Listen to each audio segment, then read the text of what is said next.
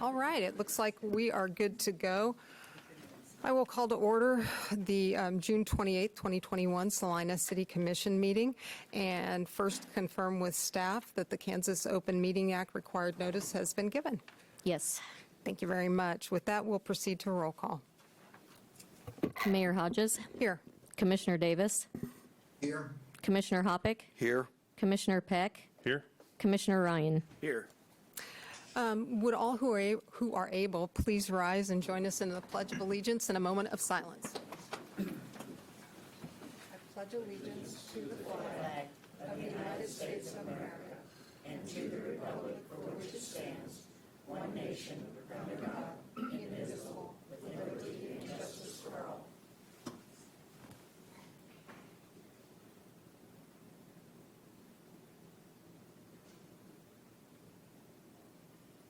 Thank you.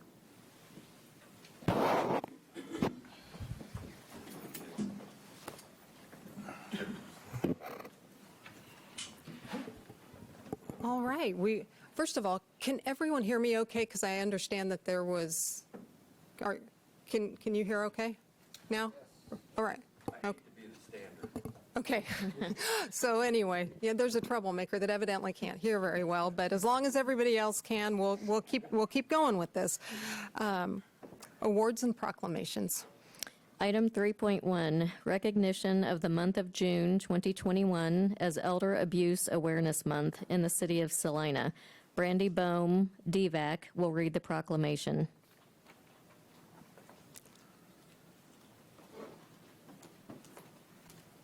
Hello. Hello.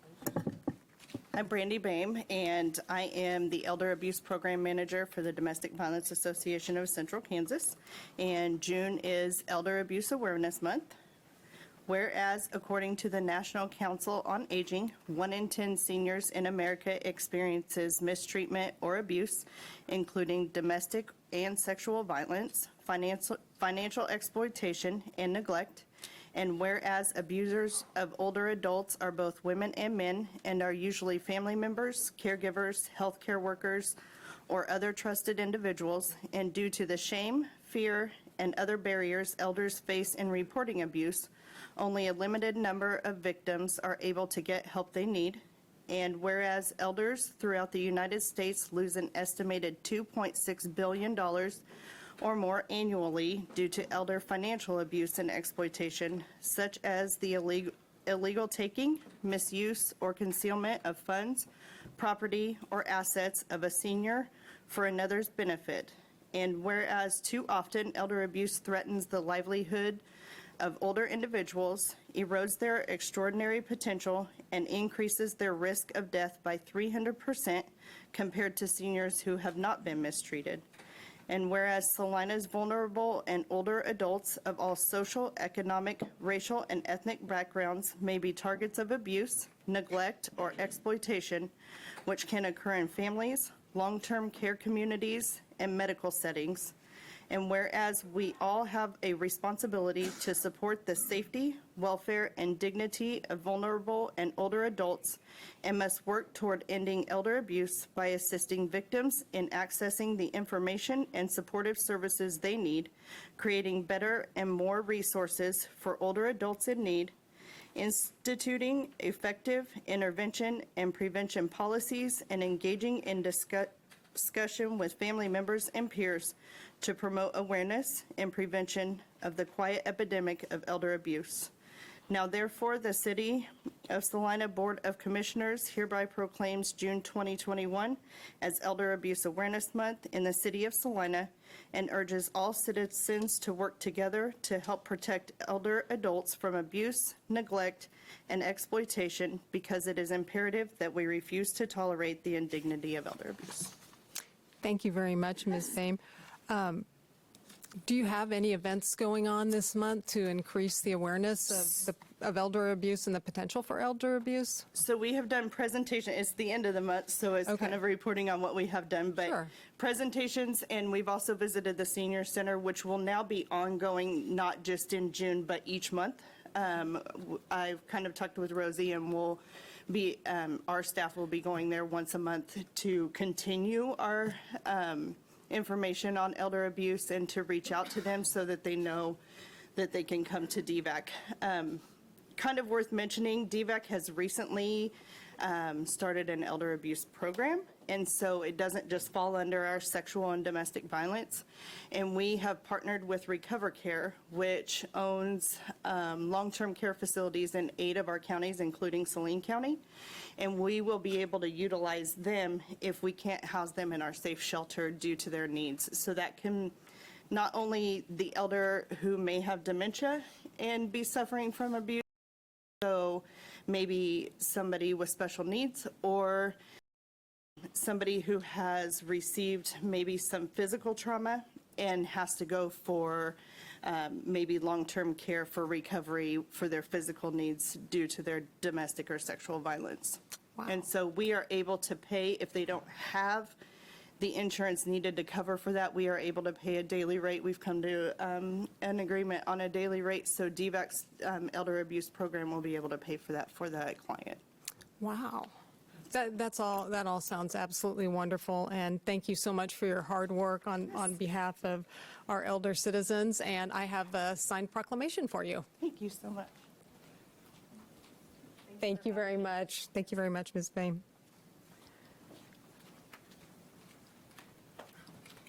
That will bring us to Citizens Forum. Citizens Forum is an opportunity for any member of the public to speak on an item that doesn't appear on today's agenda. I would request that you keep your remarks to 3 minutes and identify yourself by first and last name and let us know where you're from. Norman Mantle, Salina, Kansas. This pertains to government. For every action, there's an opposite and equal reaction.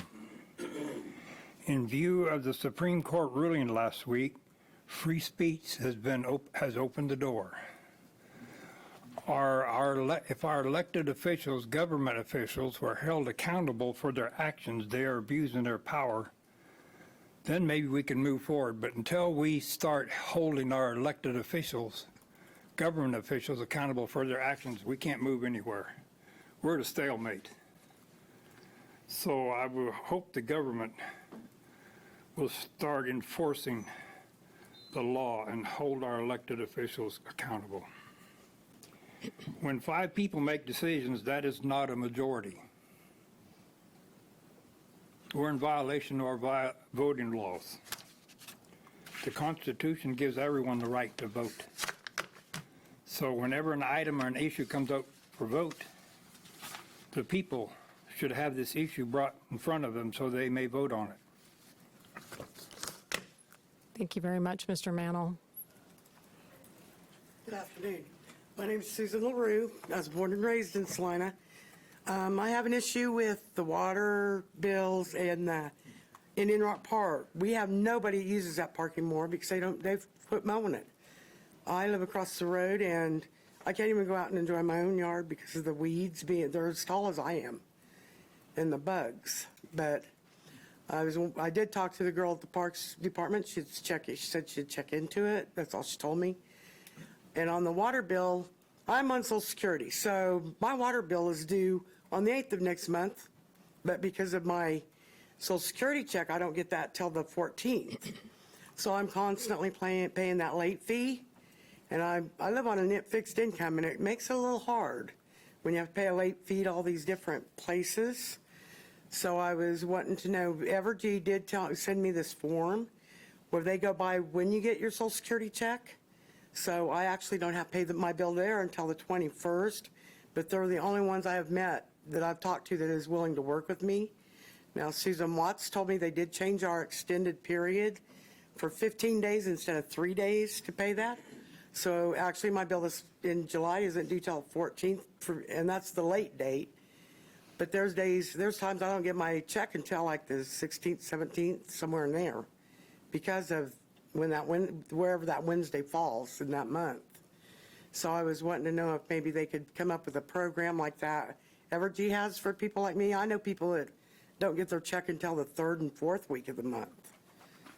So, and Susan said she would check into that also for me. And was Susan Watts, you said, was she with the city of Salina? She's in water custody. Well, okay, Yeah, she's okay. in water department. That's Okay. who that lady I talked to told me to talk to about it. Okay, And she did say she would check into that. I don't know that I have a copy of the program that Evergy sent me to fill out, but if I do, I would be willing to bring it up for, for the city commissioners to look at and see if they couldn't help the people out that have to live on what they make. And Sure, I mean, I miss my job, let me tell you. Thank you so much for your time. well, thank you very much, Ms. LaRue. I mean, that seems, I'm sure that we can access the information in terms of Evergy's Yeah. due date change form, but hopefully staff will be able to get back with us about the status and the ability for us to change a due date. We have points of contact with Evergy, so we can reach out okay. and find out a little bit more about it and see if it's workable in our system. Yeah, okay. And the deal on the park, Yes, is there and- something we can do about that? Well, now that People you- have quit using the park because of the bugs up there. You can't, when I moved in there in 2005, that park was pristine. Dean Graybell was there at least once a week mowing it. Mm-hmm. But now nobody mows it and nobody's been there this year at all.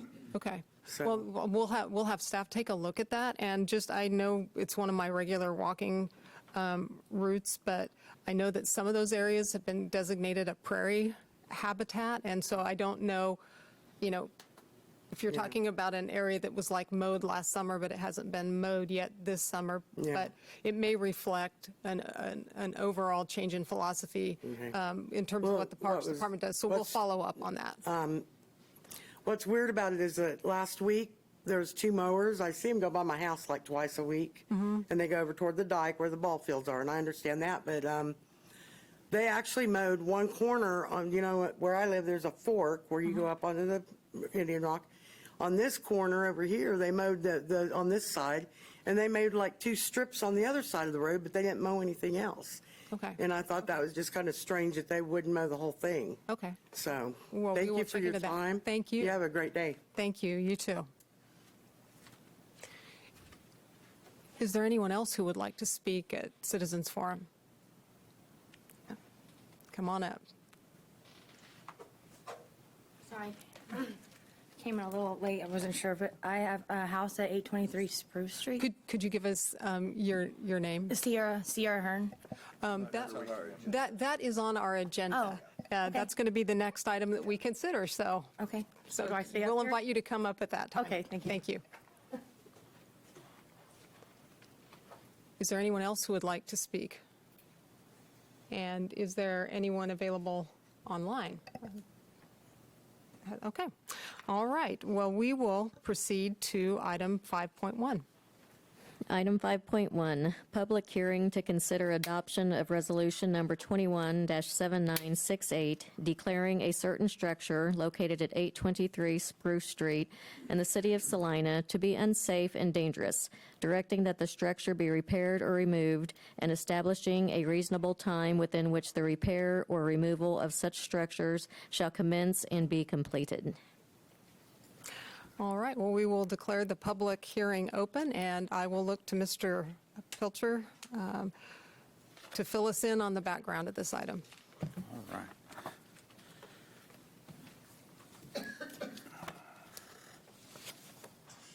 All right. Thank you, Jacob.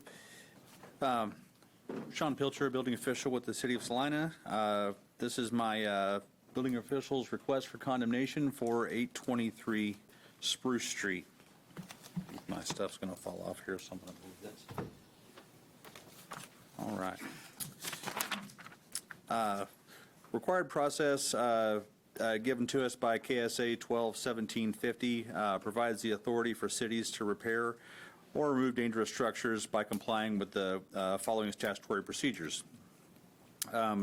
Summarized as follows, pass a resolution to conduct a public hearing. City Commission did that on May 10th of 2021 with Resolution 217950 and set the date for today, June 28th. We were required to publish the resolutions 2 times, at least 30 days prior to the hearing. Did that on May 16th and 23rd of 2021. Copy of the resolution must be mailed to the interested parties. The mailings were completed on May 20th, 21. A lot of these things I'll cover again. You'll get more explicit dates on results of those mailings and things like that.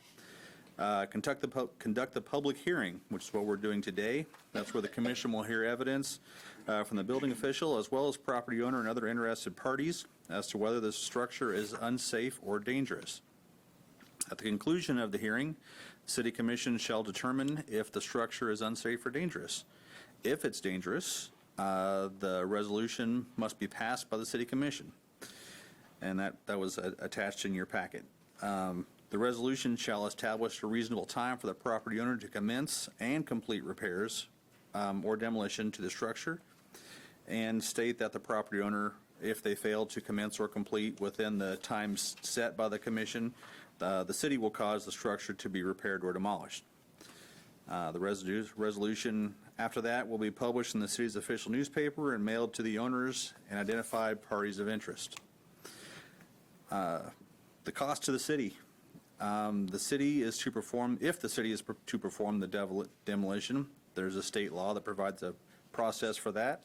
The city may sell or salvage anything from the property if they see anything that's going to help go against the incurred costs. Any costs beyond that are billed to the property owner and payable within 30 days. If the owner fails to make payment, the cost will be placed on a special assessment against the land on which the structure is located. To date, costs incurred to the city have been securing the property, which has been a total of $1,952. We had to do it 3 times, once for the initial boarding up of the structure, and then 2 more times because vagrants have broken into it, so we had to go back and fix that boarding up. And also research, site inspection, fee for the title report, which is $250, documentation preparation, legal counsel, certified mailings. To ensure procedural fairness, the building official's evidence is not enclosed with the staff's report or packet to the commission prior to the meeting when they mail it out on Thursday before. It was given to you today. The building official's evidence will be presented to the City Commission for the first time during the public hearings. Okay, moving on to the recommendation. This first page is just information about the property. 823 Spruce Street, there's your legal description. Building description, single-family dwelling. There's no detached accessory structures. It is vacant currently. Taxes and other assessments owed for it is the second half of 2019 and all of 2020, totaling $349.37. The next list is a list of the identified parties that we acquired from the title report, and also the current owner actually contacted me and let me know that she was purchasing the property, which is Sierra Hearn, listed first there. The others are names that were listed on the title report from Mid-Kansas Title. The mailings that we were sent out were on May the 20th of 21, and you can see on the side there when they were signed and received, or one of them from Alana Brown was returned undeliverable. Contents of that mailing were a cover letter explaining the process, the dangerous structures inspection checklist, and the resolution that set the public hearing date. The property was also posted on May the 10th, 2021, giving information about the public hearing date. Okay, moving on to the background of the property. A fire occurred on the property on February 6, 2020, damaging much of the interior of the house, as well as structural elements, including wall studs and ceiling joists. Since the date of the fire, the property has changed hands 2 times. The current owner, Sierra Hearn, purchased the property on March 31st, 2021. Ms. Hearn contacted building services staff on June 7th to say that she had decided to demolish the property, but no demolition permit application has been received as of today. The property was uninsured, so the city does not have any insurance proceeds. After the expiration of previous attempts at getting the property up to code, it was determined by the building official that the dangerous structures assessment would be performed per KSA 121750. Only one of the 11 criteria on the list needs to be met for the structure to be considered dangerous. This property has 7 areas of concern, as noted in the attached dangerous structure inspection checklist in your packet there. Moving on to the timeline, fire occurred on February 6th, as I mentioned. Post-fire inspection was performed at that time. This is a standard post-fire inspection. It was not the dangerous structure thing as proposed by statute. That was one that we do after every fire. But it was flagged at that time as potentially a dangerous structure. Post-fire violation notice was sent February 7th. That gave information on the structural defects of the building and gave a deadline of February 17th of 20 to get it boarded up. August 26th, the property was boarded up by the city for a total cost of $19.52, and as noted there, March 26th and 30th, it was that job was repaired due to vagrants damaging the boarding up. March 31st, property was purchased by C.R. Hearn. Dangerous structure was completed. Assessment was completed on April 1st, and we'll see the numbered items below as we get through this a little bit. A notice to order and abate a dangerous structure was sent on April 2nd, and the deadline to apply for a demo or repair permit expired on April 12th of 2021.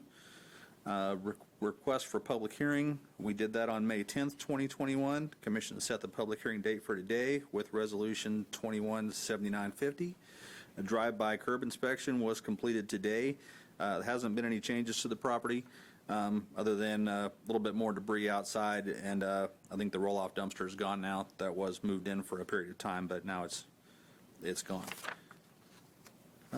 Moving forward, there's I think these photos at first are right after the fire. This is before it got boarded up by the city, but as you can see, there's pretty extensive damage to the outside.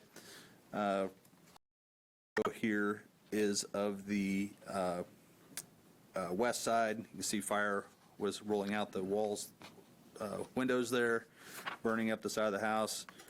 This is of the east side. You can see there are 3 meters there. There were 2 apartments added to this structure that were also were without a permit, but there was 3 meters there, and that shows that. The next few photos are interior photos. This is where the kitchen used to be. You can see a lot of pretty much everything is gutted out of there. This is looking up inside the kitchen.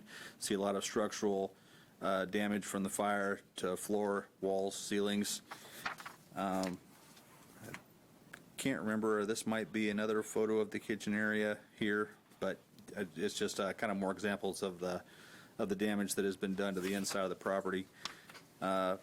Next photo there is looking up. The ceiling's missing, holes in the roof. You can see outside. As you can tell, the damage is pretty extensive on the inside of this property.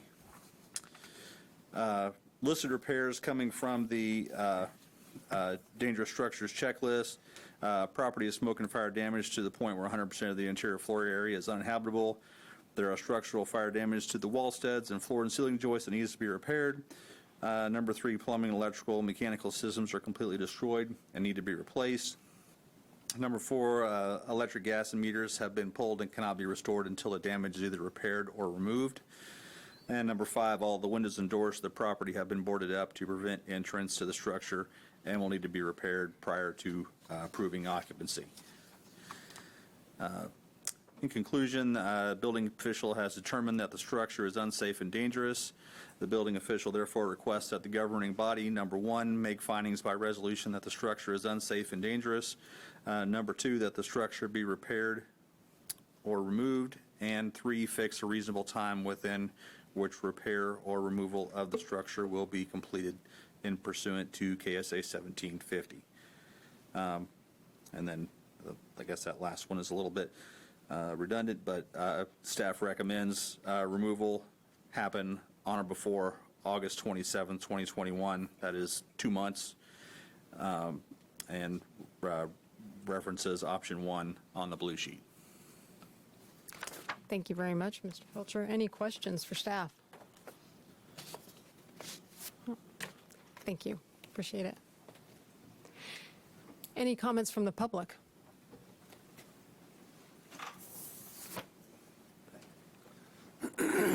Phil Black, 815 Spruce. So there's a house between me and it. and there are 4 houses total on the block. And I contacted staff, I think, about a year ago to say that if we open the windows, you're still smelling things coming in.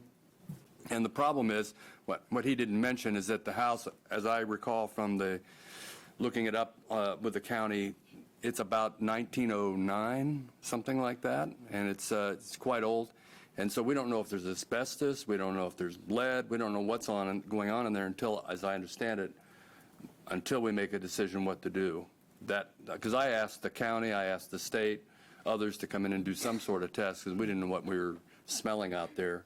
And the house to my immediate right is catty corner from Cottonwood Playground in the school. So, I mean, if I can smell the stuff, I'm pretty sure I don't know what's in the air. Maybe there's nothing there, but I just, so I contacted about a year ago. They said it was high on the list, but the budget is preventing us from doing anything.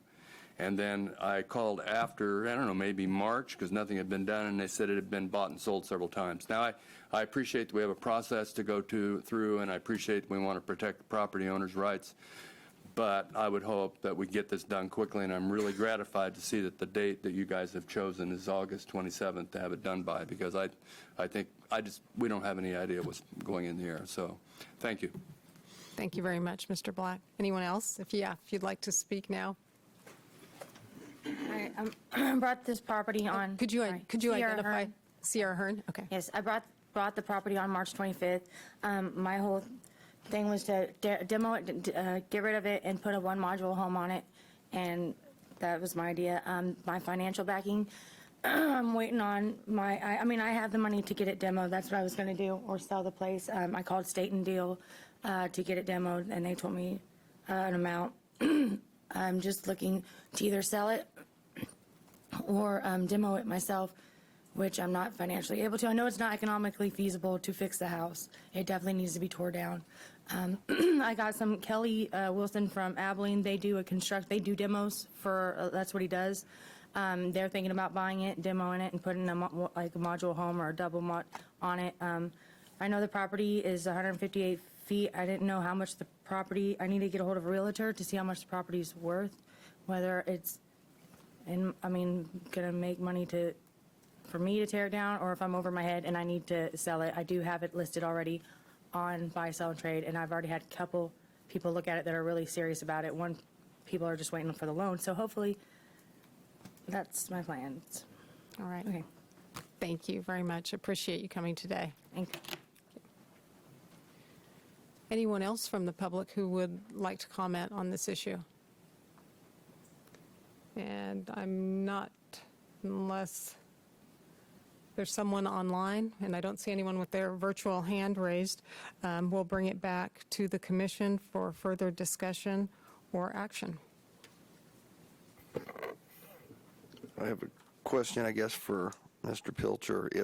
If the property was to be, if we were to pass the resolution fixing the time of 60 days, will there be something recorded if that property sold that the new buyer would know that it still needs to be demoed by that August 27th date? Yes, any resolution that you pass would go with the property, it's not to the property owner currently, so anybody who buys it, this will be filed to the deed as well.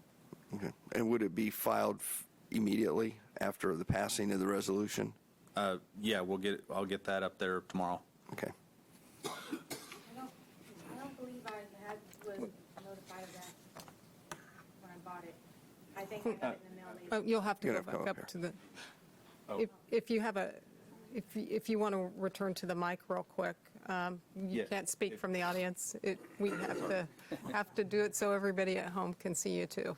I was thinking that I don't think I got a letter saying that had a certain due date when I had bought it. I got that in the mail a little later, which is Because there wasn't any at the time you bought it. Right. It hadn't been to the commission at all, even to set the public hearing Okay. date. So But that's I- why it wasn't. okay. Well, I think I can get it sold by August. Is what Okay. or whatever the due date was.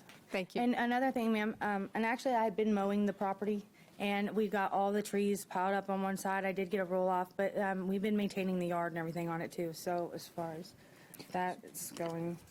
So just as a point of clarification for everyone, Ms. Hearn and commissioners, in the event that it does sell, the deadline stays the Still same. the same, So sure. the buyer is subject to that Right. deadline. And then, I have another question on there's like $1,000, I think you said it in your report, of previous people getting fined for not complying with, like you said, the boarding it up and the lawn and trees and all that. And I'm wondering, why does that fall on the next buyer if it wasn't maintained by, I'm just wondering that, that's just procedure? Any fees Mr. that were... Pilcher, if you guys want to switch positions, and you can speak to it at the microphone. Any fees that are assessed to the property kind of get handled the same way as what we... Can you come a little closer? I'm getting sorry. the signal that we can't Yeah, hear you. that's Thanks. all right. Any fees that were assessed to the property kind of get handled the same way as what I had talked about earlier. Right. If we have to demolish the property, if the current owner doesn't pay them, then it gets put on the property taxes. Right.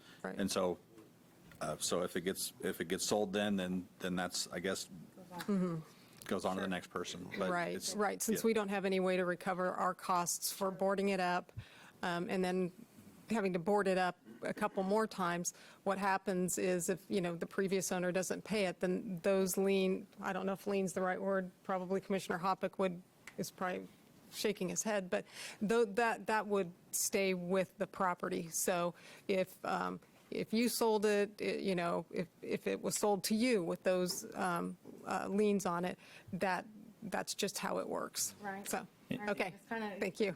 Tell me that it works that way, just because, it should be on but yeah, I understand. Okay, Thank you. thank you. Thank you. And there are past due property taxes on it also, it appears, so. Right. Yes. Yes. So if it is demolished by the owner prior to the deadline, we wouldn't be assessing that $1,900 against the property. That's a cost we would have incurred. Okay. Right. Okay, that's a good clarification. Okay. Any further discussion or questions? Mayor Hodges, I move we approve resolution number 21-7968, finding that the structure at 823 Spruce Street is unsafe or dangerous, directing that the structure be repaired or removed, fixing the time of 60 days, making that on or before August 27th, 2021, within which the repairs or removal shall be completed, and authorizing staff to proceed with the demolition or repair if the owners fail to comply. And I should note that we have, thank you, and we should note that the public hearing has now Oh, yeah, been sorry. closed. I'm sorry about that. I don't know, I would like to add about the resolution, it does have a commencement date of July 28th. Okay. All right. Thank you very much. We have a motion to approve resolution number 21-7968. All those in favor say aye. Aye. Aye. Any opposed? Motion passes 5-0. Thank you. Which brings us to the consent agenda. Item 6.1, approve the minutes of June 21, 2021. Item 6.2, approve the donation of 90 hemorrhage control kits to utilize in the event of a traumatic injury to be paid in full by the Salina Police Department Excellence Fund. Item 6.3, award the bid for project number 21011, city parking lot repairs to Davis Concrete Construction in the amount of $31,295.81 with a 5% construction contingency for a total project authorization not to exceed $32,860.60, and authorize the city manager to execute a contract with Davis Concrete Construction upon fulfillment of all prerequisites under the bid documents. And item 6.4, award the bid for project number 21013, 2021 chip seal to APAC Kansas, Inc., Shears Division, Salina Branch, in the amount of $162,974.61 with a 5% construction contingency for a total project authorization not to exceed $171,123.34, and authorize the city manager to execute a contract with APAC Kansas, Inc., Shears Division, Salina Branch, upon fulfillment fulfillment of all prerequisites under the bid documents. Thank you. Are there any items that a commissioner would like to remove from the consent agenda? I just had one comment to make on, not a removal, but just, I wanted to express our gratitude. I knew we had officers here today, but I did want to express our gratitude to the Salina Police Department Excellence Fund. Every year they bring projects, supplies to us that the police department and the city of Salina probably wouldn't have been able to afford on their own. And we really appreciate their generosity in donating 90 hemorrhage control kits, also known as IPOCs. I hope I got the acronym right. So I just wanted them to know how grateful we are that they continue to support the Salina Police Department. And with that, I'd take a motion to approve the consent agenda. Mayor, I move we approve the consent agenda as presented. We have a motion and a second to approve the consent agenda as presented. All those in favor, say aye. Aye. Any opposed? Motion passes 5-0. Item 7.1. Item 7.1, second reading, ordinance number 21-11052, amending the Salina Code pertaining to prohibitions of smoking and the use of electronic cigarettes in enclosed public places, public meetings, and enclosed places of employment, prohibitions of smoking, the use of electronic cigarettes, and the use of tobacco products in city outdoor recreational areas, and repealing the existing sections. Thank you. Ordinance number 21-11052 was passed on first reading on June 21st, 2021. Since that time, I believe at our shared City Commission email address, we have received 3 emails about this ordinance. Are there any questions or comments from staff, from the commission?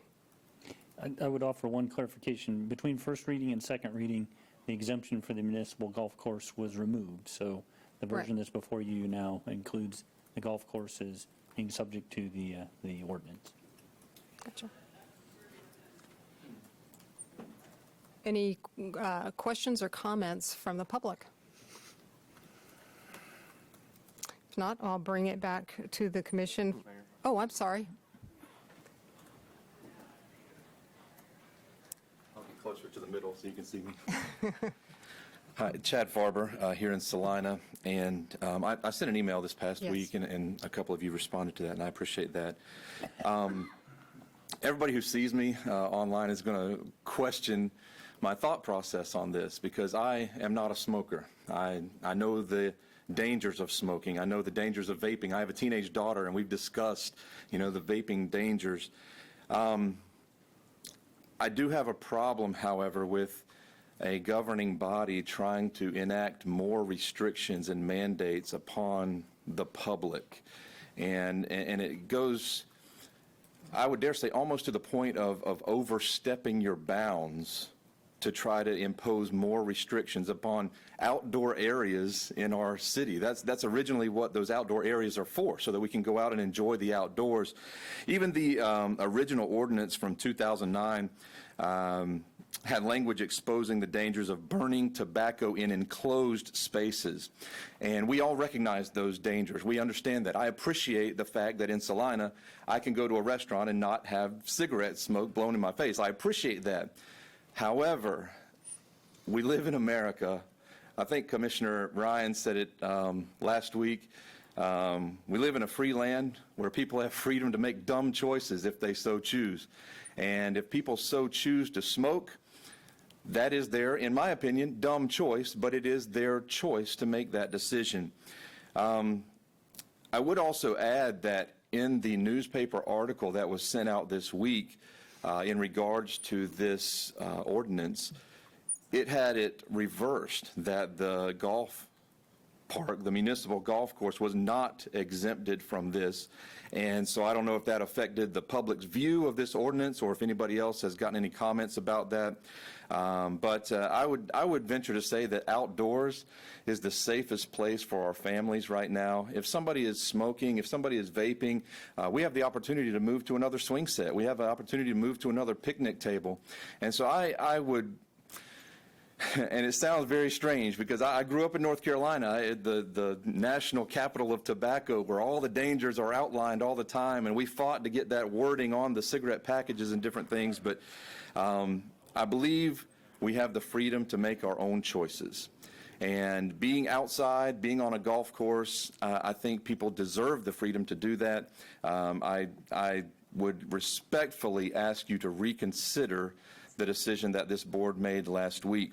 And you know, there were a lot of statistics that were brought up about teenagers and the damage to their bodies and so forth with vaping.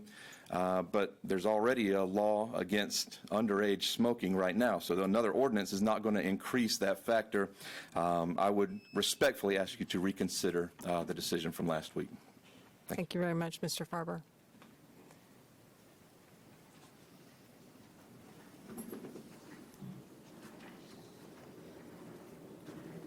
Alderman Salina, there's an old saying, one for all and all for one. Thank you.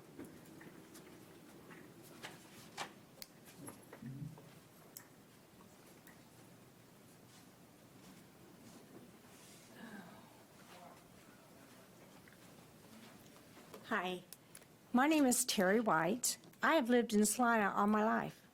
I've been 62 years. I've been to the parks. I have seen people in the parks. I do not feel that we should make a consideration or a mandate saying that if you smoke, you can't go to the park. Why not? You can, Jerry Ivy Park, for instance, is big enough. You can go anywhere in Jerry Ivy Park and not be aware of smoking. But I think that if you're going to do this, it should be voted on by the public. You know, we've got lots more pressing issues. We've got homelessness. We've got needles in the park. We've got trash in the park. You know, I'm sorry, but I think cigarette smoking is just a little bit silly right now. I think we need to address some of the homeless is terrible. I've lived here 62 years, and I had never seen homeless till probably 3 years ago. I mean, I'm not naive or anything, but I never saw it, so I didn't know it. But smoking is somebody's right to do. If they want to do it, let them do it. And if you don't want to be around them, then don't be around them. But the people that have go to the parks that smoke or whatever, what are they going to do with their kids? They're not going to go. You know, we have companies that come in and say, well, we're going to not come back, like that antique car show or whatever, that car show thing that comes to Kenwood. They won't come back because some of their members smoking. They're saying, oh, we can't go because, you know, we can't smoke a cigarette, so we're not going to go. So then we're going to lose business. We're going to lose. Smoky River Festival has a specific spot you're supposed to go and smoke. I've never seen it. I've never been around anybody. But I think that if you're going to put this into a mandate or anything, the public needs to vote. They need to be the ones that say, yes, we want this, and no, we don't. Thank you very much, Ms. White.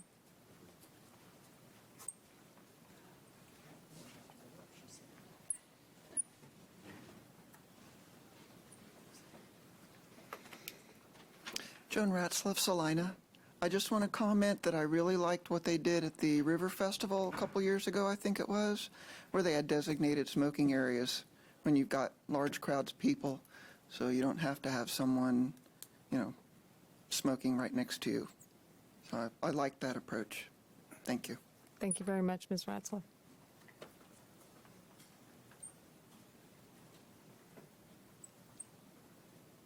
Is there anyone else who would like to comment here today?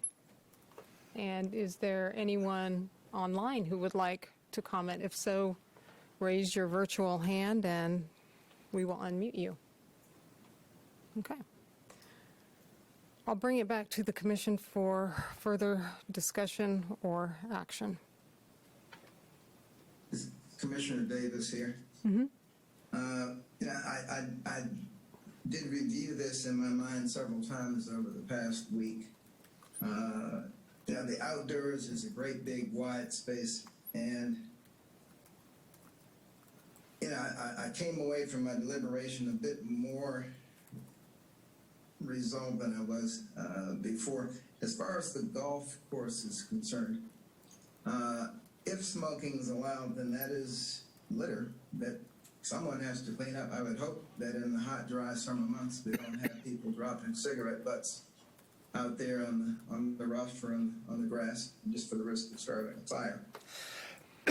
And, you know, America is advertised as a free country, but, you know, those freedoms are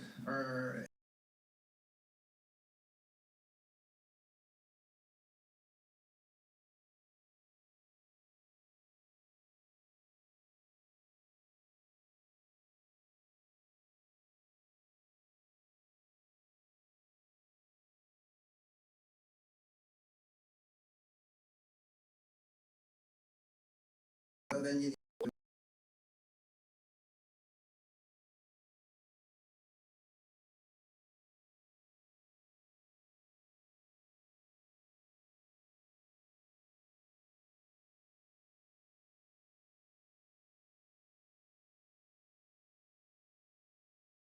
what we thought was true about cigarettes 100 years ago, we found really wasn't. And it's strange, if you listen to the old, there's an old radio program on XM radio, it's the old radio classics. There are actually several references to the known dangers of cigarette smoking back in the 30s.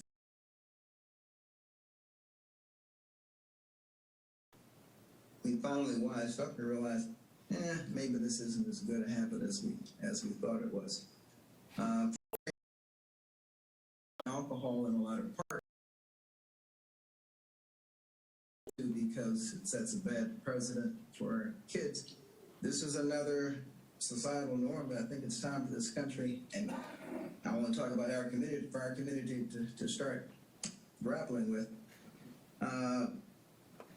We're really, and I realize outdoors is a wide area, but you know, from I think the health and environmental maintenance perspective,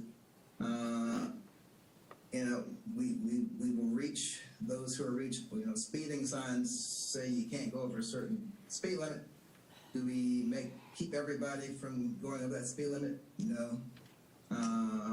And we're not trying with any law, I don't think, expect them to get 100% compliance. It's nice when we can. But if it becomes a societal norm, you know, you slowly get close to that number. And I don't really see a problem with having a uniform policy on our parks. And if we decide to have a designated area for the parks, that can be set up, and that's something staff can, I think, come back and recommend. But the time that people spend in a park during the day is typically no longer than they spend in other activities now, in which it is the accepted norm that smoking won't occur. I'll yield. Thank you very much, Commissioner Davis. Any other comments or questions from the commission? And I know Commissioner Peck, I think, was on when the original smoking ban was passed, and I agreed with that it was proven that secondhand smoke in enclosed areas, I believe enclosed areas was the word used, was hazardous to health. When I look at our parks or the golf course and I see acres and acres of room, I happened to be at Jerry Ivy Park this weekend, and I did see two people smoking. One of them was a lady walking her dog at the far south end away from anybody, where there was no risk to anyone. My concern is, you know, if a problem's brought to us, we fix it. I have not had anyone come to us as smoking in the parks as being a problem, you know. We had a group brought us an idea, and so we took it up. You know, Commissioner Davis talked about litter. Well, I go to the park and I see probably more soda cans and candy wrappers than I do cigarette butts, and I'm not going to outlaw candy bars and soda cans at the park. So I still believe that it's a little bit of an overreach on our part, so it's just my comments. Thank you. Anyone else? All right. I'll look to my fellow commissioners to make a motion one way or the other. Mayor Hodges, I move approval of ordinance number 21-11052 on the second reading. Do we have a second? Second. We have a motion and a second to approve ordinance number 21-11052 on second reading. Could we have a roll call, please? Commissioner Davis? Aye. Commissioner Hoppick? Nay. Commissioner Peck? Aye. Commissioner Ryan? Nay. Mayor Hodges? Aye. That motion passes 3-2. And I think that Commissioner Davis did make a good point. If, as we implement this, if it looks like there are going to need to be designated smoking areas in the park, I think that that's something that we can take up if this proves problematic, either from an enforcement or a park use standpoint. All right, that takes us to item 7.2. Item 7.2, Salina Media Connection Agreement Discussion. All right, Mr. Wood. Mayor Commissioners, Jacob Wood, Deputy City Manager. We've had a lot of discussions about Salina Media Connection and their agreement over the last couple of years. And on April 26th, the City Commission directed staff to bring the recording and casting of public meetings in-house. Those are all the meetings that are cast on Cox Cable Channel 20. On May 24th, the Commission approved a resolution amending our current pay plan to allow for the hiring of that new employee to perform these duties. We have advertised for that, and we're actually going to start interviewing for that position.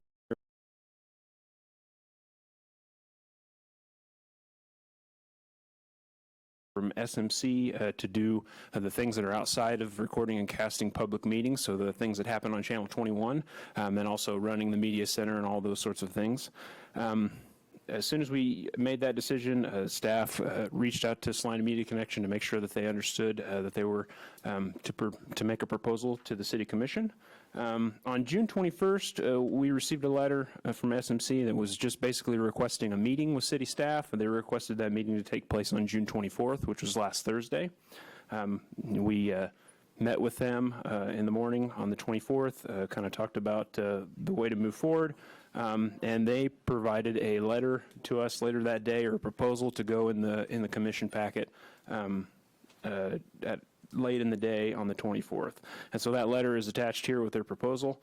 The proposal has a funding request for the items on Channel 21. It would be anywhere from either $243,000, which would be for what they've deemed as optimum operation, and you can see the breakdown in that proposal what that includes, or an alternative for a reduced amount, which would be at $175,000 for reduced operation, and once again it's outlined in that the document that's attached. I just want to kind of give you an update on where we're at. Based on the decision to move the in-house, or to move the recording and casting of public meetings in-house, we have started that process. We're working with Cox to bring equipment from across the street. We've worked with Eagle Communications to kind of determine what equipment we might need in order to fulfill that role in here, and we've also started the hiring process for employees. One of the things that we haven't done is we haven't put an order for new equipment. So right now there's two sets of equipment sitting over at Memorial Hall. That one of the sets of equipment is attached to Channel 20, and one is attached to Channel 21. We can move the equipment that's attached to Channel 20 right now without any problem.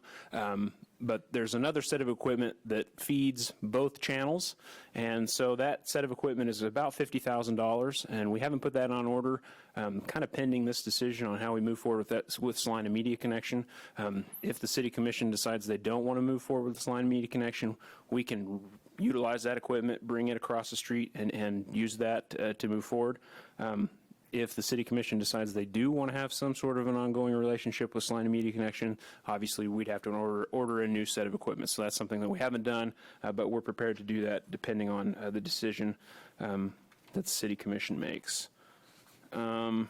I did want to kind of mention, we did receive a proposal from Salina Public Library over the last couple of weeks talking about doing an audiovisual studio. One of the things that we've had a lot of public comment about is that there's a studio operation that Salina Media Connection runs across the street that's pretty important to the public. Salina Public Library has said that they are interested in having some sort of a studio. They would like to partner with the city if there was an opportunity to do that in the future. So if that's something the City Commission is interested in still having that service out in the community, they're not interested in taking on Channel 21, but they would be interested in having classes and the ability for the public to go in and record and cast and do that sort of, not cast, but record at their facility. Let's see here. So the options that I've laid out for the City Commission, let me go back just a second. So the letter that came from Salina Media Connection with the proposal also included an option to do a month-to-month, just to kind of keep the current operation going on a month-to-month basis until we're able to fully move all of the equipment and everything across the street, order new equipment, that sort of thing, to get the in-house recording and casting completed. They have offered that as an option, as well as just kind of redoing the contract altogether. So the options that I've laid out, based on the information that I had at the time that I produced this packet, or we put the staff report together, the first option there is just to extend the current agreement with SMC on a month-to-month basis, as they've kind of outlined in their document. That would be at 1/12 the current rate is what they've requested, or about $18,000 a month. The City Commission could also decide that they would like to extend on a month-to-month basis and choose a different rate. And then you could also say, we'll let you continue to do what you're doing and expend any available fund balance that they have.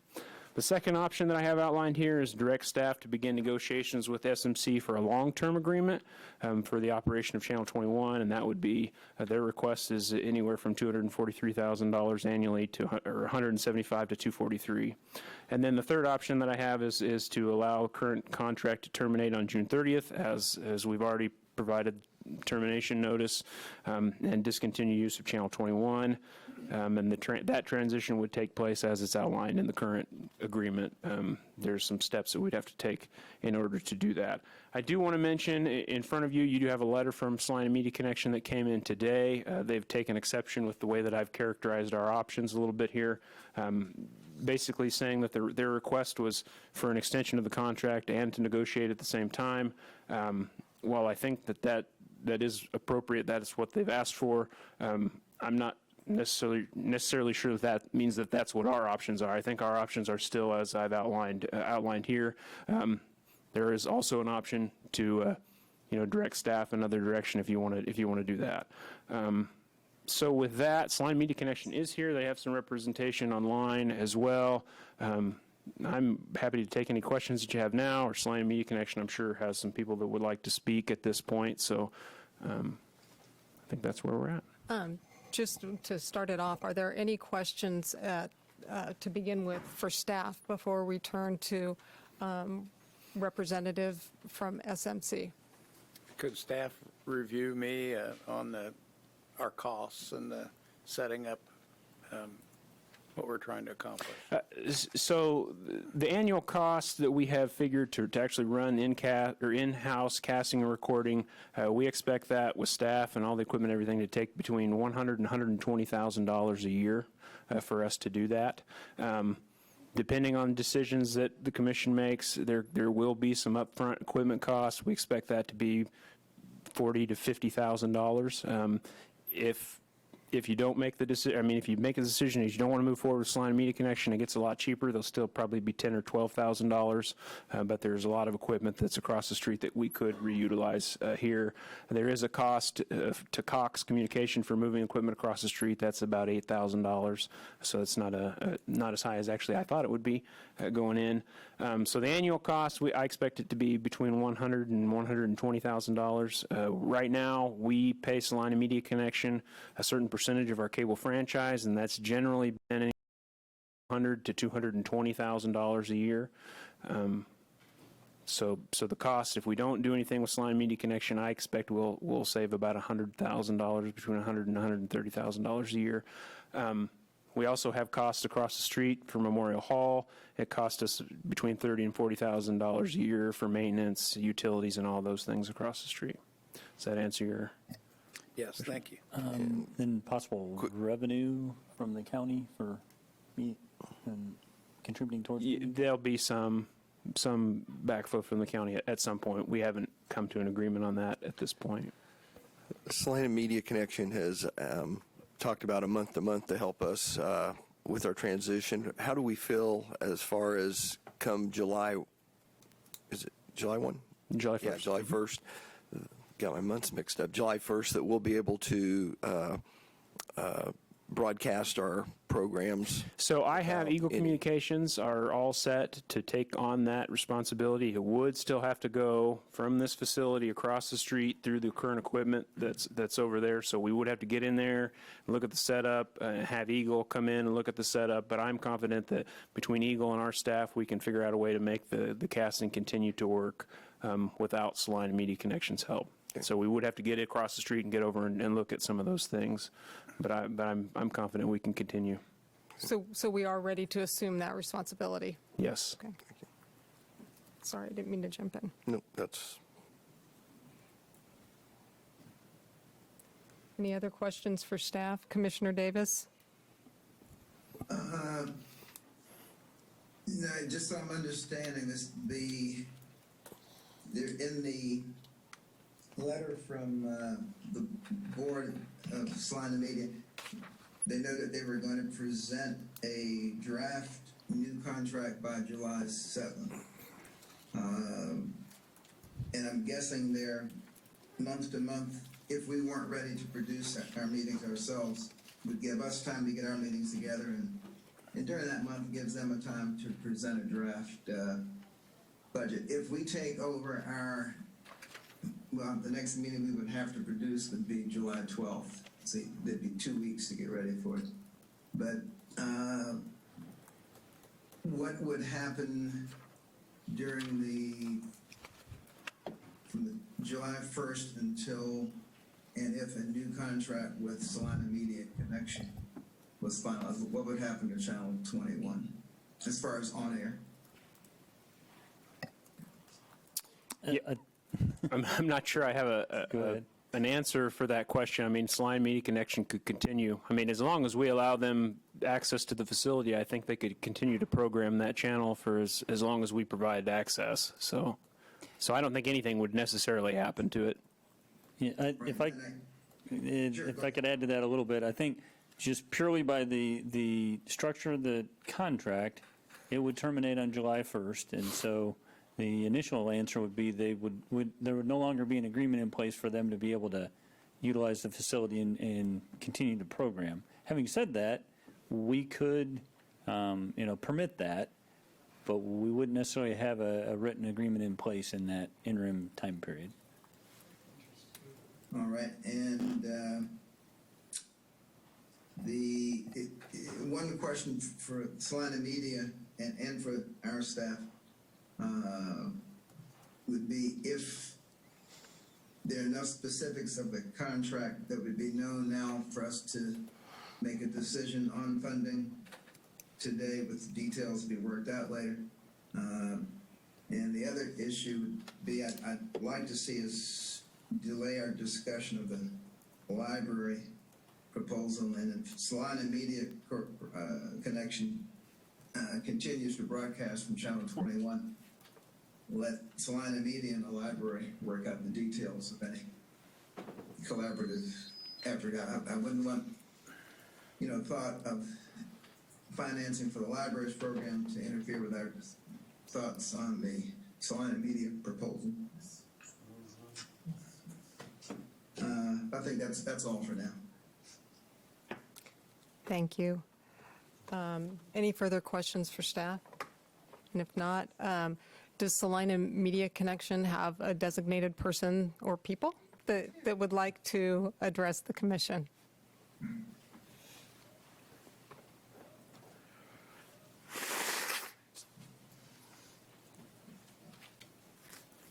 right now you have two designated people because we'll cover two different things. Sure. And I'm going to sit down after I get through with mine, I think. We sent an email to you today. You may not have had a chance to read it, but it's because we think there's an apparent misunderstanding of the options that we talked about in our meeting with staff. And I'm just going to read this to you because it's better for me to just read than try to think and talk without reading. The first two, well, let me get back to the we think there's an apparent misunderstanding. The first two options listed for the commission that the staff has said is number one, extend SMC's current contract month to month, and number two, direct staff to begin negotiation with SMC for a long-term agreement. Making it number one or number two, those two choices. But our conversation was that was one suggestion, because we are absolutely willing to do the month to month as things get ready to be done by the city with your government taping. But we also wanted to negotiate the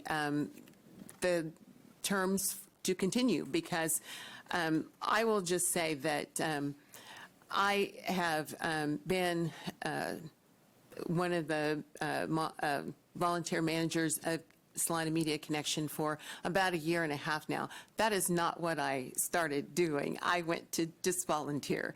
But I have a sister-in-law who was very major in television, and she passed away. She broke barriers for women in television. And I just know that my working with her and talking with her, getting to know her, gave me a love for television that just kind of woke up when I came and volunteered again.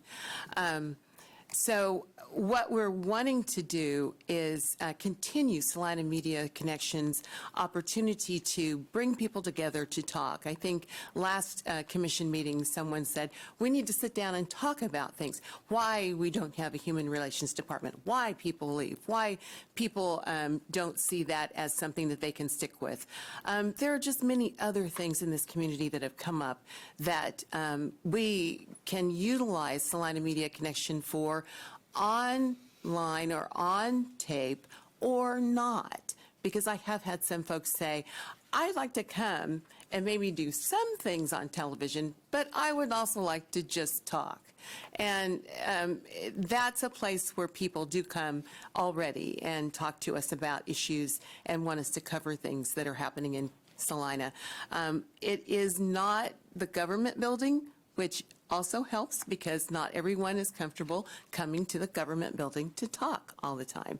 And we listen because that's what we need to do to find out what people want to see on the channel. But I kind of got off track, and I'm going to stop. But we do have someone who is going to talk about the proposal that we're making with you. And I believe she's on Zoom. She is. Sue is on Zoom. And I'm going to stop. If I haven't covered everything, Sue will cover the rest of the things I should have said. But I just, for just a moment, wanted to say that I remember when Salina, well, it was cable access started, and what opportunity it gave this community to really show itself, show off, and show the things that people are doing. We still need that.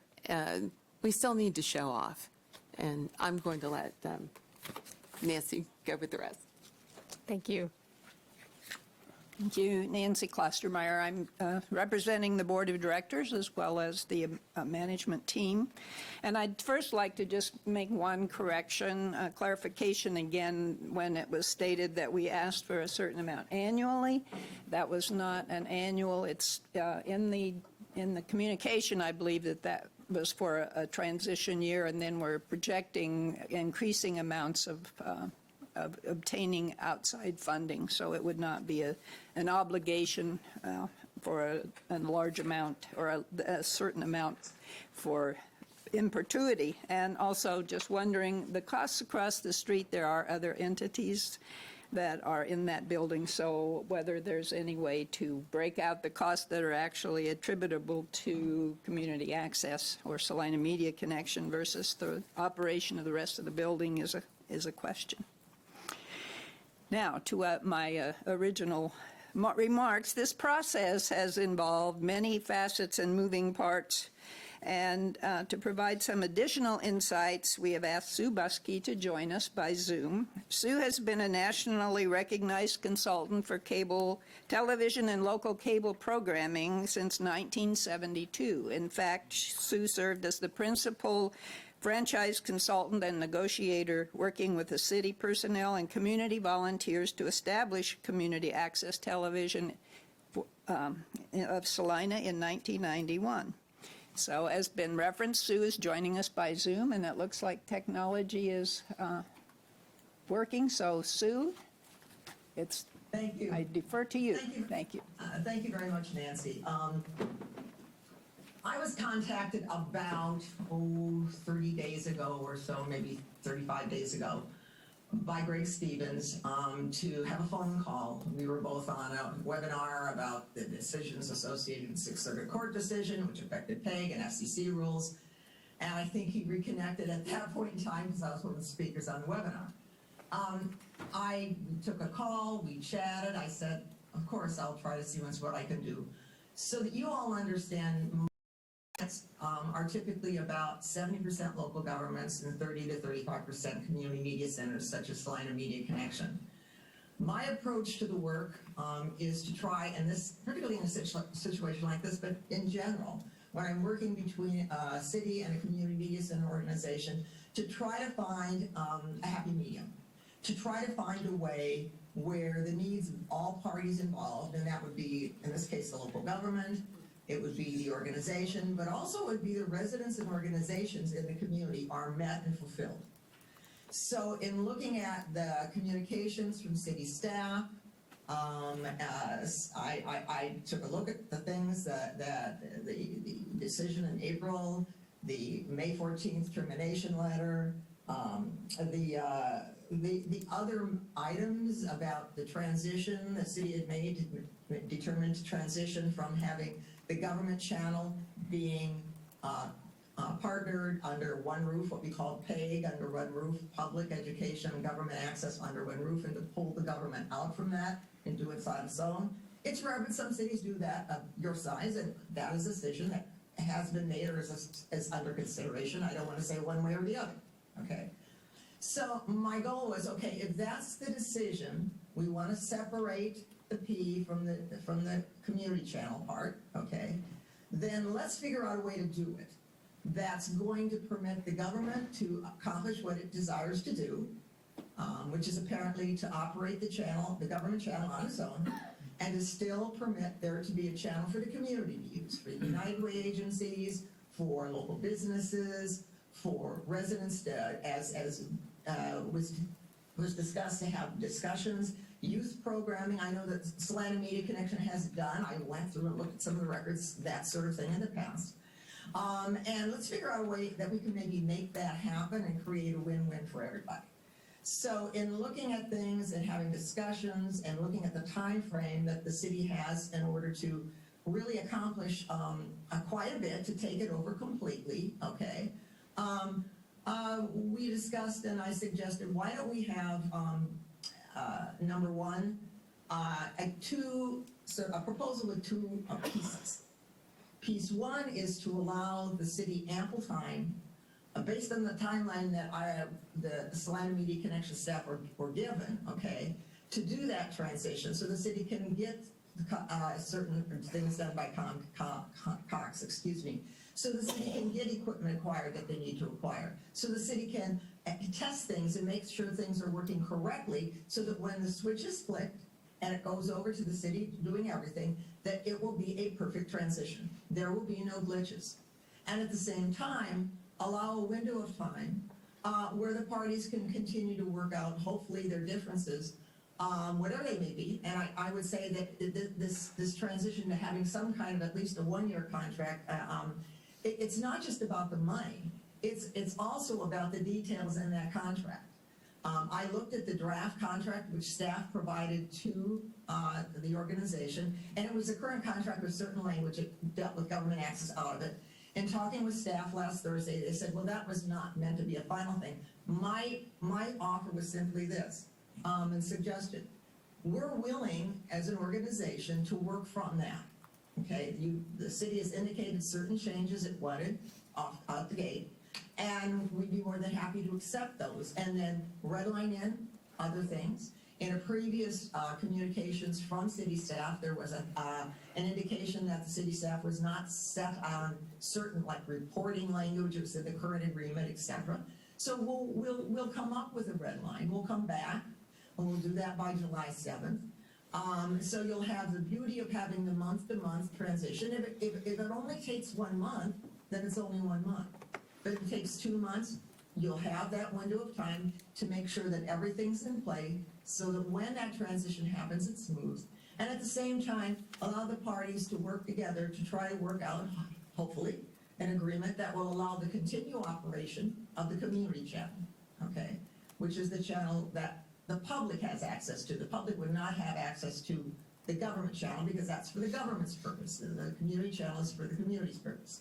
So the proposal that was laid out and the suggestion that I made to the organization that I would help everybody with, not just the organization, but the city, okay, is to work through a process whereby out the other end of it, everybody's desires hopefully are fulfilled. There continues to be a channel functioning with a reasonably adequate budget for government, for public, and for the community.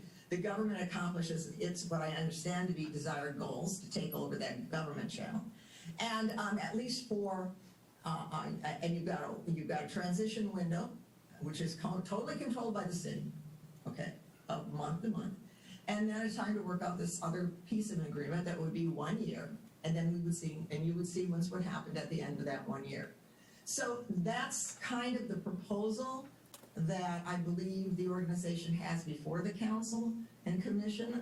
I would hope that it's deemed reasonable.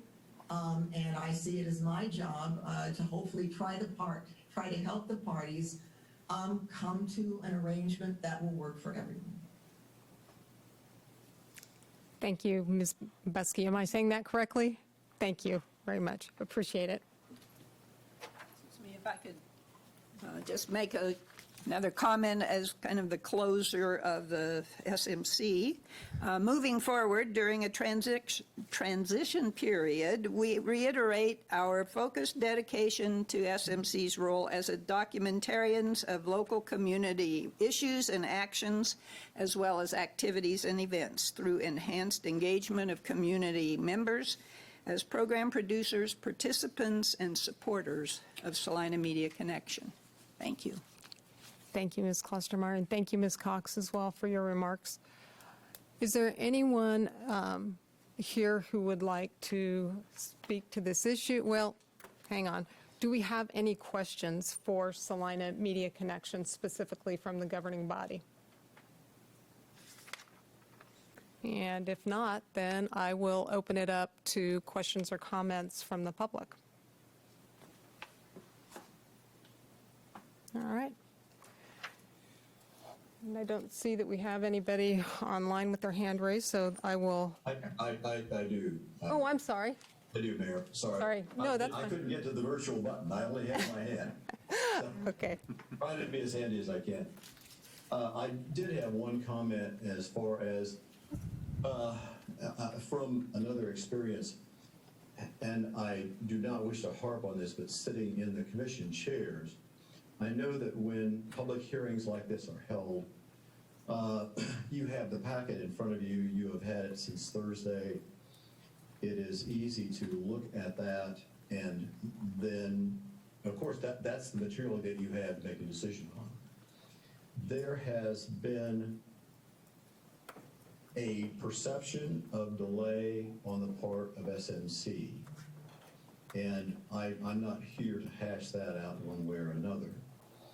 But I do want to address the fact that this late letter, which might make the commissioners feel that this is yet another example of that.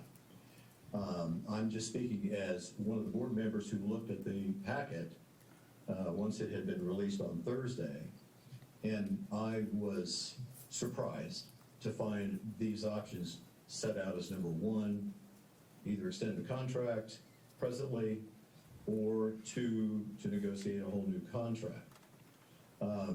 So I hope that the commissioners will look at this and not, in my opinion, on the basis of what might be seen to be apparent, prejudge that. I think that commissioners, and again, I hope resonant with you being in your position. You have what the staff gives you. You need to make decisions. They are charged with giving you the information. And I don't think there's any ill intent on the part of the staff. I think probably, it appears to me to be a mistranslation of intent. And I thought that we had a very good meeting. I thought it was worthwhile. I did want to say one other thing, and I think Nancy's mentioning our mission as documentarians fits perfectly. But if you look in the letter that was just sent, and I'm saying this because you've not had opportunity to, perhaps may not have had opportunity to read it in full, but the paragraph that reads about library intent, library's intent is to provide equipment and training for individual skills for audiovisual presentation. SMC's continued mission is to be a local producer and provider of programming for the purpose of community information, education, deliberation, and entertainment. And I just want to say that, as I think the letter indicates, and as Commissioner Davis indicated, there is an opportunity perhaps for collaboration, and it may be that we can work out an arrangement which will be to the advantage of funding to the taxpayer, no matter how that goes. I don't think that we're trying to eliminate that, and as Commissioner Davis said, well, let's not be distracted by that.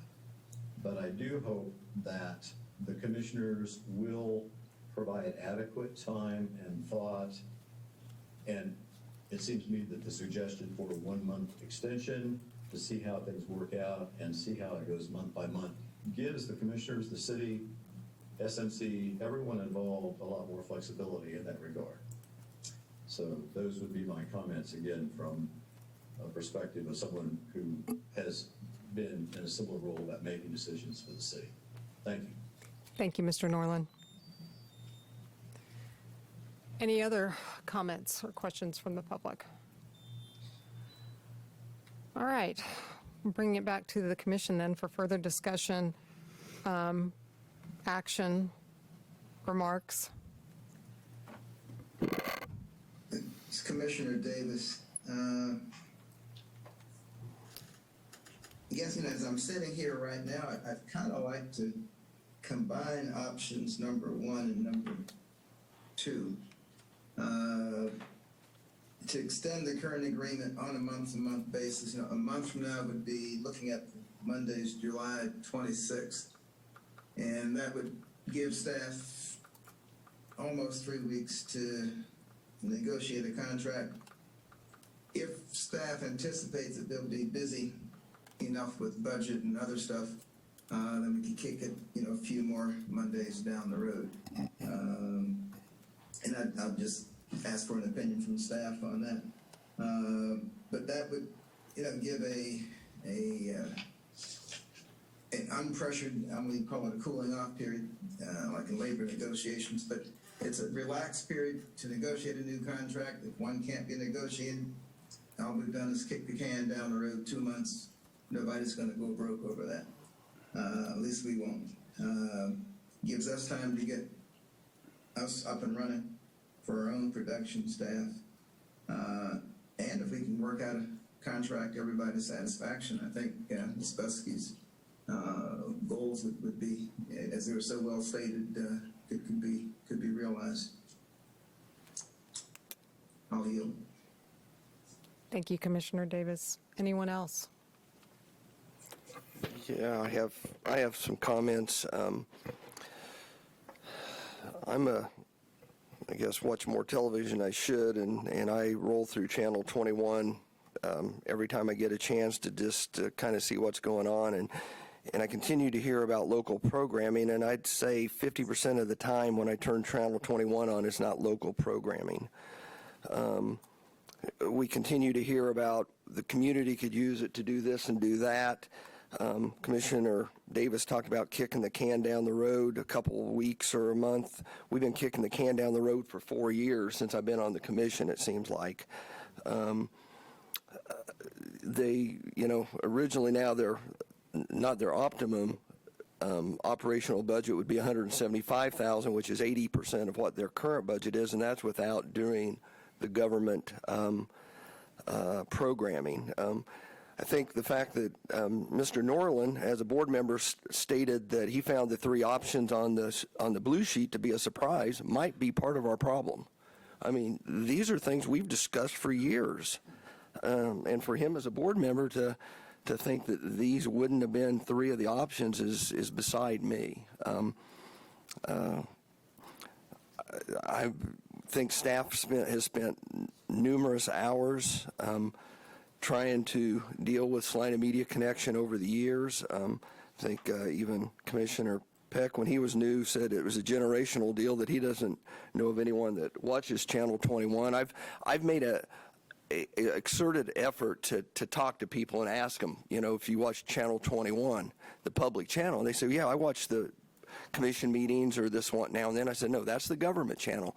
Do you watch Channel 21? And the answer consistently seems to be no.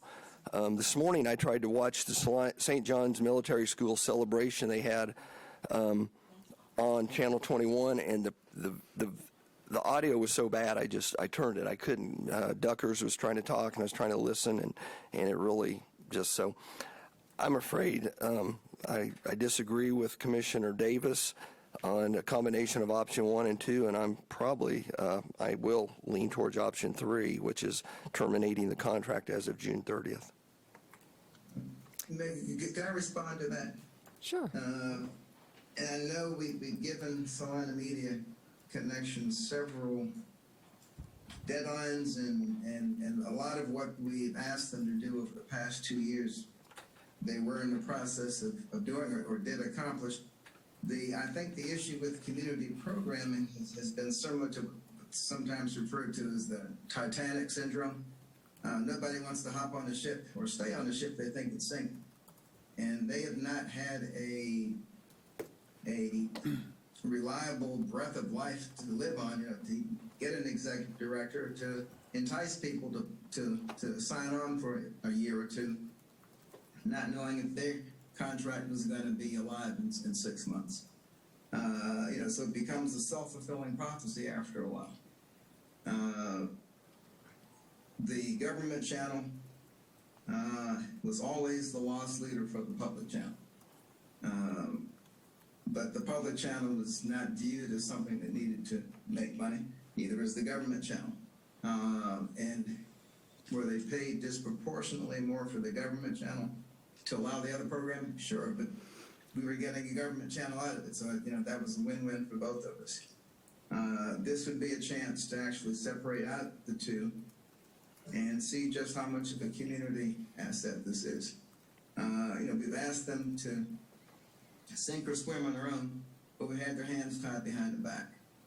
So it really hasn't been, I don't think, a totally fair assessment of what can be done.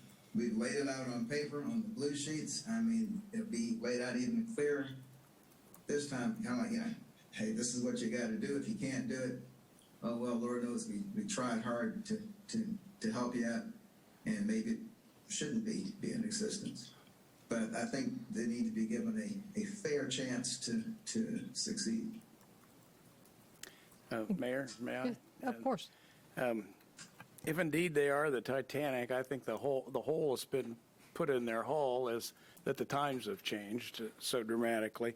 I'm a little bit frustrated in all the promises that they've made us. I mean, they talk about the facets, the possibilities, the opportunities, and the promise, but they've just failed to perform in that regard for us. And so I'm looking for a fresh start here. I think there needs to be a complete revisioning, and if that means we give it to the library, and maybe they work in the collaboration with Salina Media. I think it needs to be reconfigured. I don't think the board and the way it sustains it, perpetuates itself is working.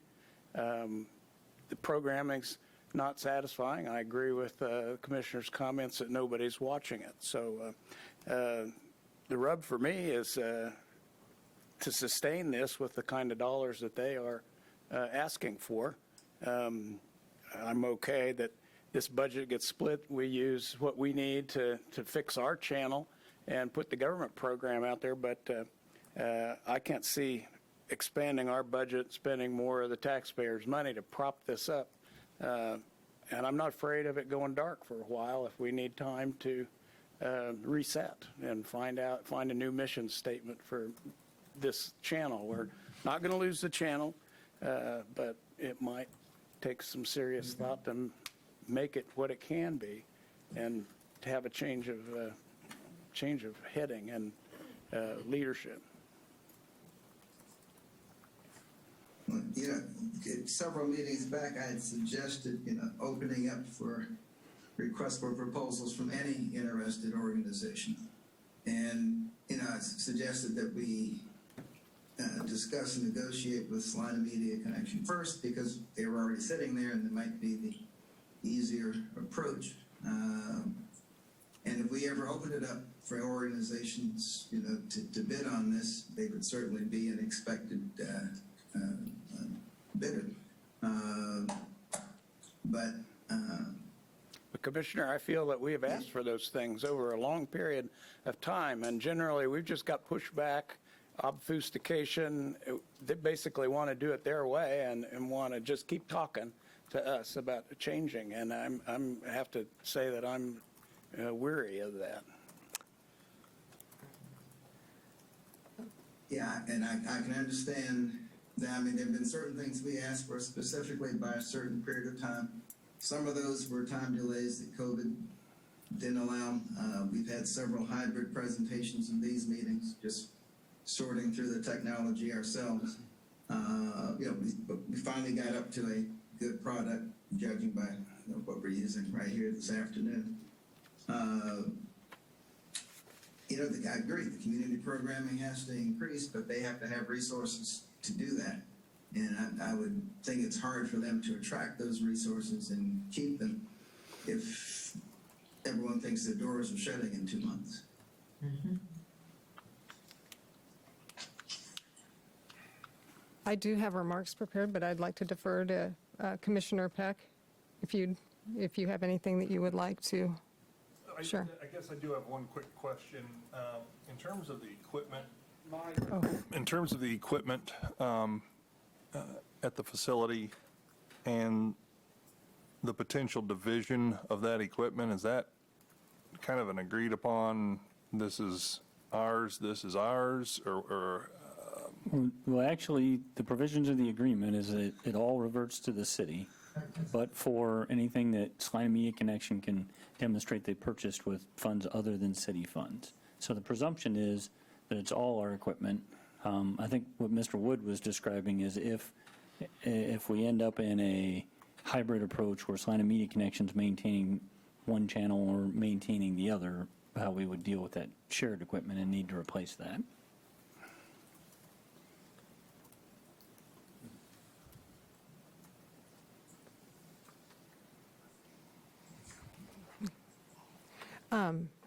Well, first of all,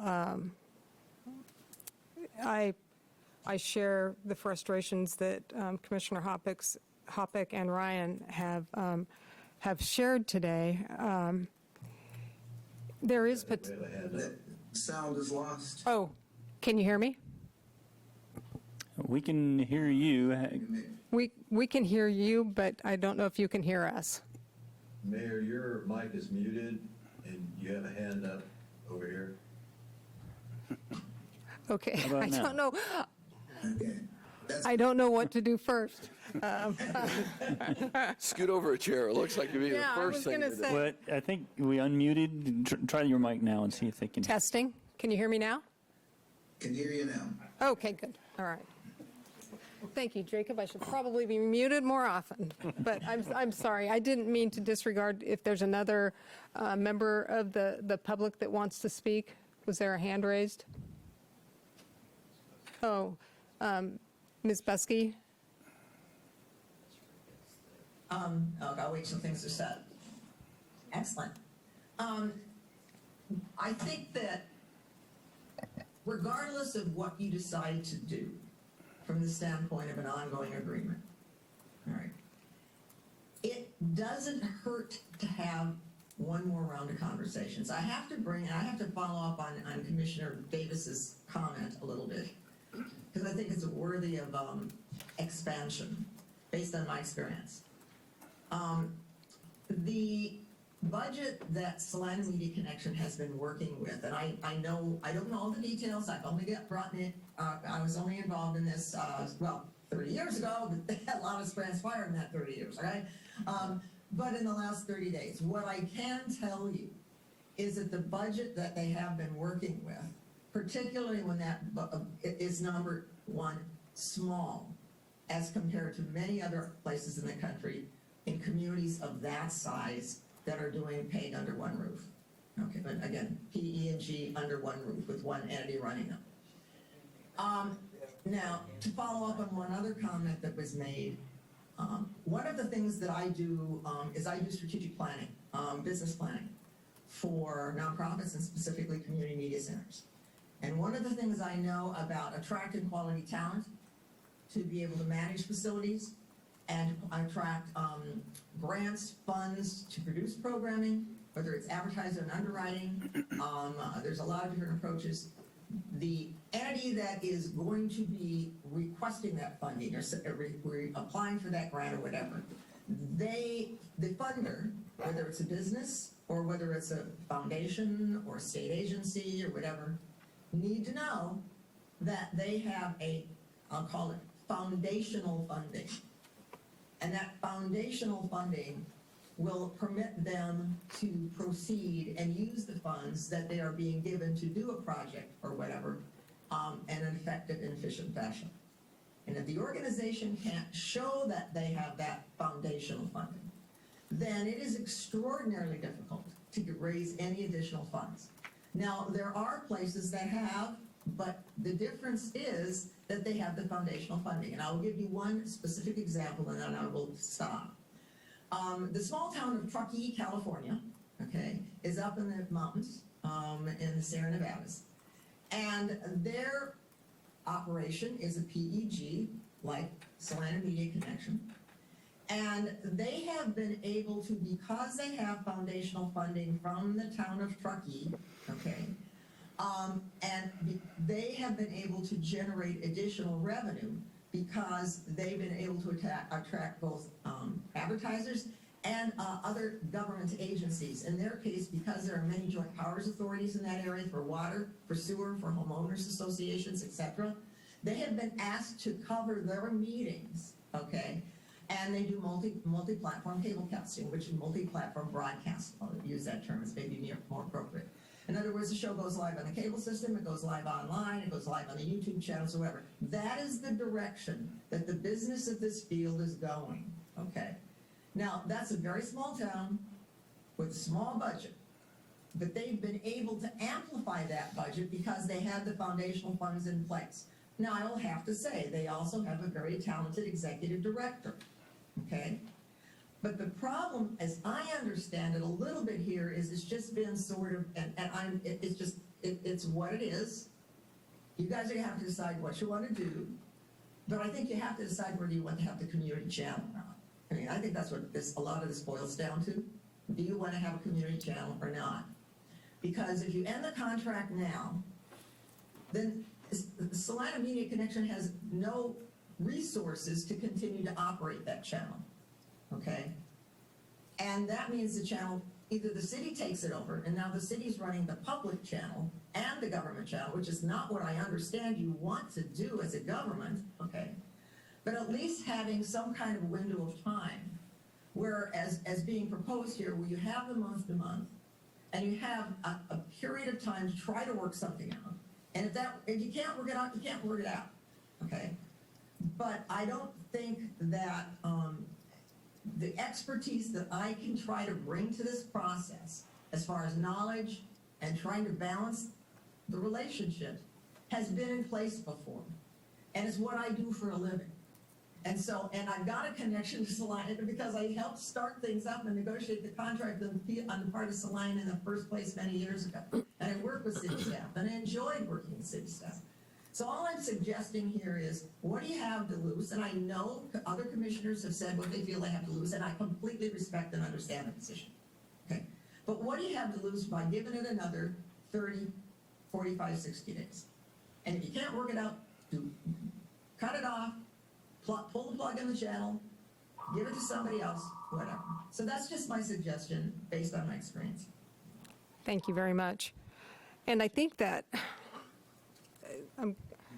I just have a few things I wanted to say, and they may sound harsh, but we have been in this place again and again and again. And, you know, it's another 6 months, it's another year, it's, you know, one more contract renewal. And a couple of commissioners had mentioned kicking the can down the field. The fact that the letter that we received from Salina Media Connection today, it seems all along, and I don't quite understand it, but it seems like there's been a lot of disconnect. The staff, the commission gives direction, sets expectations, and then it always comes back to, we didn't understand, we didn't know you really meant that. I agree that there's a lot of potential in that channel, but it hasn't been met, and I'm not seeing the potential for it to meet its potential. I have expressed concerns about the quality of our government being broadcast since I joined the commission in January of 2017. That is how long we've been having these conversations. I have been involved, as have my fellow members of the governing body, multiple study sessions, commission discussion and action items. We've read numerous staff updates from city staff. And city staff, I want to commend you because I think that you have gone above and beyond in trying to make sure that our expectations were communicated and understood. And we've done all this in the attempt to maintain our longstanding relationship with Salina Media Connection. Now, we do have plans in place to be able to transition broadcast responsibilities on July 1st, and staff tells us that we are ready to assume responsibility. And we have all been aware of this contract expiration date of June 30th, and our staff has planned accordingly. Salina Media Connection has known since mid-May that of our vote to essentially allow the contract to lapse, as well as our proposal, our request for a proposal from them as to what it would take to keep them operational. I can't speak for other members on the governing body, but I was expecting a considerably smaller number than numbers that would essentially really increase what we're currently funding. So Salina Media Connection knows, or should know by now, that our decision to bring meeting broadcasts in-house was based on at least two key elements: being able to directly control the quality of the product and the potential to realize cost savings. Staff projected saving between $100,000 and $120,000 annually as a result of assuming this responsibility. When adding in the cost of maintaining Memorial Hall, those savings would be upwards of $150,000. The proposal that we received does not, A, acknowledge that we have broadcast plans in place, thus assuming the necessity of a month-to-month contract, and B, doesn't appear to exhibit an understanding of the franchise revenues that the city is relying on to fund its own media position or the assumed savings that we had expected to realize. Rather, the proposal that we received would increase our investment substantially. When I suggested that literally anyone with access to a smartphone could create and upload content, Salina Media Connection replied that I needed to check my privilege. And I get that. That comment stung, but by God, I took that to heart. Not everyone has access to a smartphone or to a computer or to software or to the internet or to the training that it takes to learn to use these things. And yes, I do believe that it's important to assure that citizens have access to those items, plus access to training and troubleshooting in order to create and upload their own content. I agree with the commissioners. I don't want to debate the merits of a partnership with Salina Public Library at this meeting, but it is helpful for us to know that if we do come to a decision not to fund Salina Media Connection, that doesn't deny access to citizens who want to create content. There is an alternative for the public to learn and have access to the appropriate technology. It's helpful to know that our equipment could be repurposed for what I assume would be a significantly smaller investment, and that we would maintain creative access for our citizens, if not access to broadcasting on a cable channel. And I just want to close by saying the last few years of working with Salina Media Connection have been extremely frustrating. I know so many of you, and I've known you for decades, and you're awesome, capable, kind, compassionate people. But I just, we have done this for so many years that I'm just not in favor of continuing to invest in a partner that hasn't listened to our concerns in the past. So that's where I'm standing for today. Are you ready for a motion? I'm ready for a motion. Mayor Hodges, I move that we allow the contract to terminate on June 30th, 2021, and discontinue use of Channel 21. Second. We have a motion and a second to discontinue funding for cable channel 21 when the current contract expires. All those in favor say aye. Discussion. Oh, I'm sorry. Discussion? Yeah. You're right. I understand this motion will be voted on, but we do have the option of, at this time, expressing a desire to obtain requests for proposals to operate the channel. And I think this would be a good time to designate a time by which we would like to have those requests received. This is something that if it gets dropped here and gets put back on the usual rotation of projects for us to entertain, we'll probably not see the light of day until 22 or 23. So I think any action that we take here should include some reference to our future intentions. So I would, propose an amendment to that motion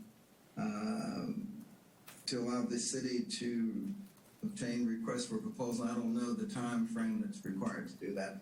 Defer to the city manager so that we have something definite in front of us in the near future. There are organizations in our city that could possibly step up to the plate. There's several options. I won't put anybody on the spot by mentioning names, but there is the capital and the potential in this area to assume production on Channel 21. So that is an actual action to move that amendment. Just to clarify, could I, so your proposal for an amendment to the motion was to send out a request for proposals from organizations to? On my sheet of paper, I put by August 23rd, but I honestly can't sit here right now and figure out the actual time that it technically takes to receive that. I'd have to ask city manager for assistance in that regard. So if we were to prepare a request for typically prepare a request for proposals, we would have a level of detail in terms of what it is that we're requesting for services. In this particular case, I think we'd be doing ourselves and the respondents a disservice if if it were open-ended without some regard for budget, we may end up with $250,000 being the starting point and going up, which, as Ms. Buskey said, that maybe that is the right number, but I think you as a governing body have a value proposition first of how much you're willing to allocate for that channel and that service. So I guess that's a long way of saying if it's just open-ended proposals, much like we gave Salina Media Connection the opportunity to submit, then that can probably be turned around pretty quickly. But I think you then may end up with kind of a hodgepodge of responses that may make it difficult on the back end to sort through. Well, I like the open-ended proposal because the organizations bidding may have access to funding of their own, and they might not need as much as we've been spending. I mean, they'd be foolish not to accept it, but they may have resources that we don't know about. Sure. So I guess in more direct response to your question, if the expectation is an open-ended proposal, not a lot of detail prepared by staff in advance, then an August 23rd date probably would give 45 days or so for people to respond, and that's fairly typical. Procedural, if I'm not willing to amend my motion. So if it's characterized as a motion, as an amendment, then it would take a second to amend, and then you would vote as standalone on the amendment. So I think what you're referring to is commonly referred to as a friendly amendment, and this one is more proposed, needs a second, and you would need to deliberate it as a governing body. Okay, so we have a proposal to amend the original motion to send out an RFP for organizations that would like to assume responsibility for Channel 21. Is there a second?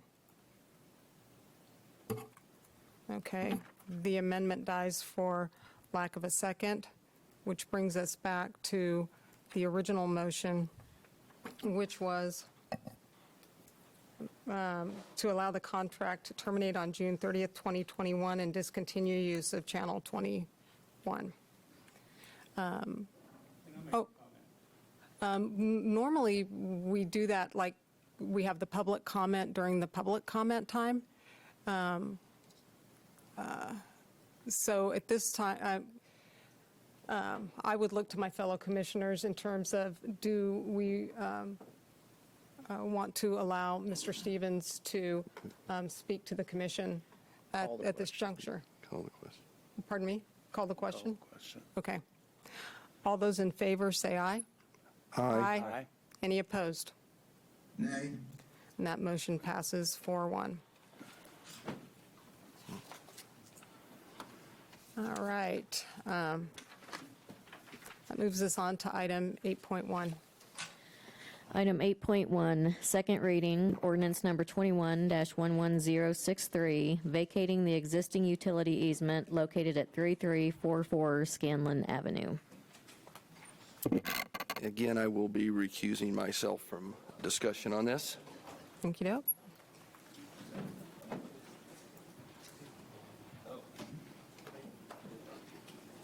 All right.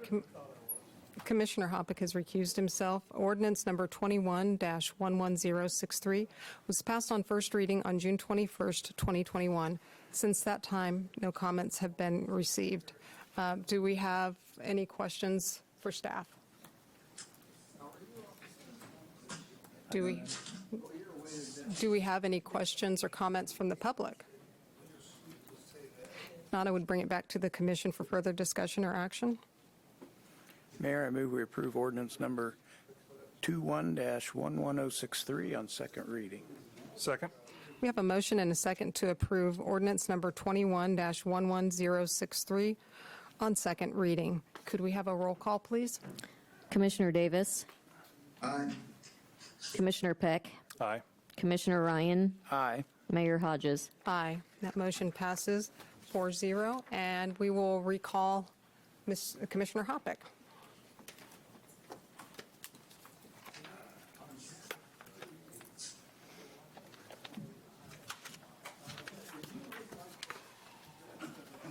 All right, just in time for other business. Are there any items under other business that a commissioner would like to bring before the commission?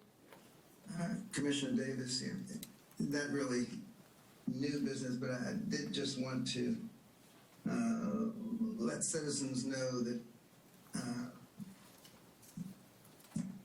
restricting smoking in public parks is not going to receive news anywhere in the United States. We are so far from being the first place to do that. If you cross the proverbial county line, you'll see that many parks and gardens and outdoor spaces restrict the use of incendiary devices, which basically what cigarettes are, from the fire danger and from the health perspective. So we're not setting a new frontier as many people might fear. Thank you. Anyone else? And if not, I would accept a motion to adjourn. So moved. Second. Motion. We have a motion and a second to adjourn. All those in favor say aye. Aye. Any opposed? Motion passes. We will not see you next week. We'll see you on the 12th.